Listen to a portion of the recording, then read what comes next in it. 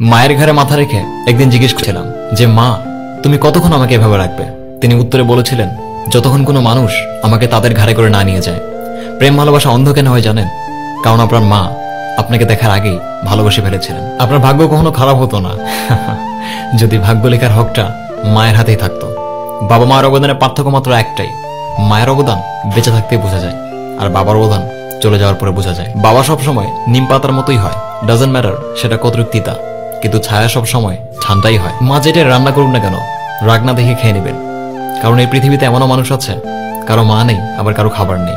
আপনি তাদের থেকে অনেক ভাগ্যবান। তাই ওই আল্লাহর কাছে একটাই চাওয়া, মা ছাড়া কোনো ঘোর না হোক আর কোনো মা ঘোর ছাড়া না হোক। একটা কথা কি জানেন, সমুদ্র আর বাবার মাঝে অনেক মিল রয়েছে, দুটোরই গভীরতা কখনোই বোঝা যায় না। আর যে মানুষটি আপনার জন্য হার মানতে পারে তার কাছে আপনি কখনো জিততে পারবেন না, আর সেটি হলো আপনার বাবা। আর তাই পৃথিবীতে সব থেকে বড় অসম্ভব কাজ হচ্ছে বাবা মায়ের ভালোবাসার পরিমাণ খুঁজে বের করা। দেখুন, পানি গরম হতে সময় লাগে, চাঁদ পূর্ণিমা হতে সময় লাগে, ঠিক তেমনি আপনার এই মরিচা পড়া ভাগ্যটা খুলতেও সময় লাগবে, যে সময়টি আপনার থাকা উচিত। আর মনে রাখবেন, এই পৃথিবীতে আমরা একবারই আসি, তাই এমন আমল করুন যেন দ্বিতীয়বার আসার ইচ্ছা আর না হয়। সম্মান আর প্রশংসা চাইলে পাওয়া যায় না, অর্জন করে নিতে হয়। ঔষধ পকেটে নয়, কেবলমাত্র আপনার শরীরের ভেতরে গেলে আপনি সুস্থ হবেন।